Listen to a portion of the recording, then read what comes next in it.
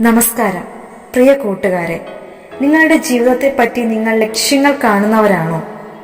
എങ്കിൽ ഈ 3 വൃക്ഷങ്ങളെ പോലെയാണോ നിങ്ങളുടെ ലക്ഷ്യങ്ങൾ?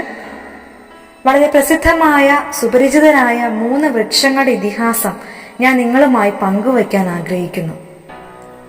പണ്ട് ജോർദാൻ നദിയുടെ സമീപത്തുള്ള താഴ്വരകളിൽ വളർന്നു വന്ന 3 ദേവദാരുക്കൾ.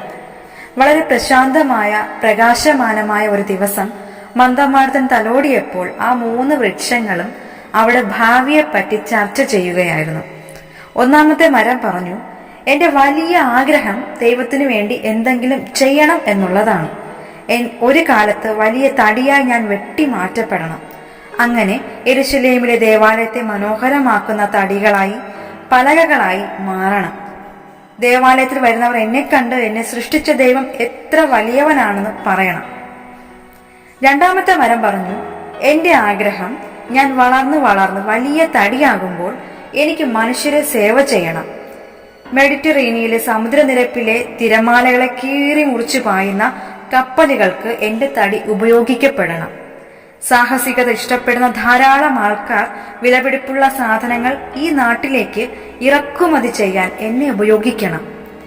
മൂന്നാമത്തെ വൃക്ഷം പറഞ്ഞു, എനിക്ക് ഇങ്ങനെയുള്ള ആഗ്രഹങ്ങൾ ഒന്നും തന്നെ ഇല്ല. എനിക്ക് ഇവിടെ തന്നെ ഏകനായി നിന്നാൽ മതി. ഞാനിവിടെ കുളിക്കാറ്റും സൂര്യപ്രകാശവും ഏറ്റുവാങ്ങി സുസ്മേരവദനായി തല ഉയർത്തി നിൽക്കും. എന്റെ ശീതളഛായയിൽ മനുഷ്യർ വിശ്രമിക്കും. അവർ മുകളിലോട്ട് നോക്കി എന്റെ അമ്പരചുംബികളായ ശാഖകളെ കണ്ട് ദൈവത്തിന് സ്തോത്രം പറയും. അങ്ങനെ മഴയും മഞ്ഞുമേറ്റ് വർഷങ്ങൾ കടന്നുപോയി. ഒരു ദിവസം അത് സംഭവിച്ചു. ഒന്നാമത്തെ മരത്തിൽ മരം വീണു. ആശാരിമാർ വന്നു മരം പലകകളാക്കി. എന്നാൽ ആ മരം എത്തിയത് യെരുശലേമിലല്ല.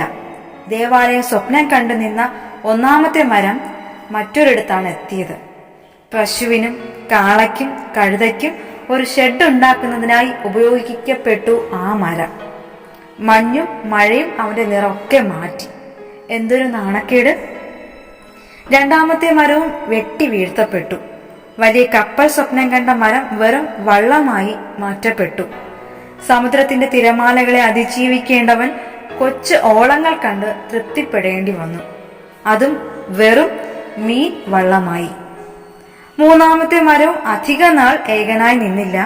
അവനും മഴുവിന് ഇരയായി, കഷ്ണങ്ങളായി. പ്രതീക്ഷകളെല്ലാം തകർന്നു. വളരെ പരിതാപകരമായിരുന്നു എന്നാൽ മൂന്നാമത്തെ മരത്തിന്റെ ഗതി. മൂന്നാമത്തെ മരവും കുറ്റവാളികളെ കൊല്ലാനുള്ള കുരിശുകളായി മാറി.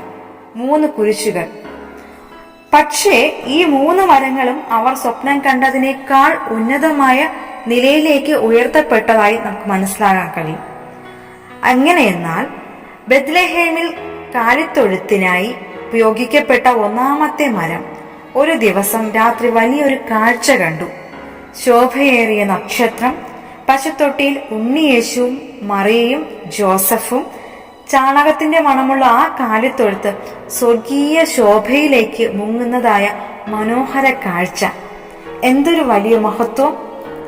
രണ്ടാമത്തെ മരം വെറും മീൻവള്ളമായി. പക്ഷേ ദൈവപുത്രനായ കർത്താവ് ആ വള്ളത്തിൽ നിന്നാണ് ആയിരങ്ങളോട് പ്രസംഗിച്ചത്. ലോകത്തിലെ ഒരു പ്രസംഗ പീഠത്തിനും ആ ഭാഗ്യം ഉണ്ടായില്ല. കർത്താവിന്റെ പാദസ്പർശം ആ മീൻവള്ളത്തെ പരിപാവനമാക്കിയതായി നമുക്ക് മനസ്സിലാക്കാം.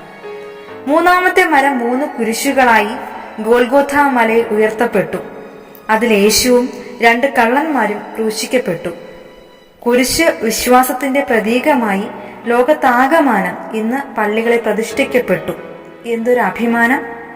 താഴ്വരയിലെ 3 മരങ്ങളെയും അവയുടെ സ്വപ്നങ്ങളെയും ആഗ്രഹങ്ങളെയും ദൈവം മാനിച്ച് നമുക്ക് ഇതിലൂടെ മനസ്സിലാക്കാം. പ്രിയ കൂട്ടുകാരെ, നിങ്ങൾ 9 വയസ്സുകാരനായാലും 90 വയസ്സുകാരനായാലും സ്വപ്നങ്ങൾ വേണം. ജീവിതത്തെപ്പറ്റി ലക്ഷ്യങ്ങൾ കാണണം. അങ്ങനെയുള്ളവരെ ദൈവം ഉപയോഗിക്കും, ഉയർത്തും. I will do the best for the Lord എന്നതായിരിക്കണം നമ്മുടെ മുദ്രാവാക്യം. ഓരോ ദിവസവും ഏറ്റവും നന്നായി കാര്യങ്ങൾ ചെയ്യുക. Make every day your masterpiece. അങ്ങനെ നിങ്ങൾക്ക് കൈമുതലായി 365 ഏറ്റവും നല്ല ദിവസങ്ങൾ ഉണ്ടാകട്ടെ. Thank U.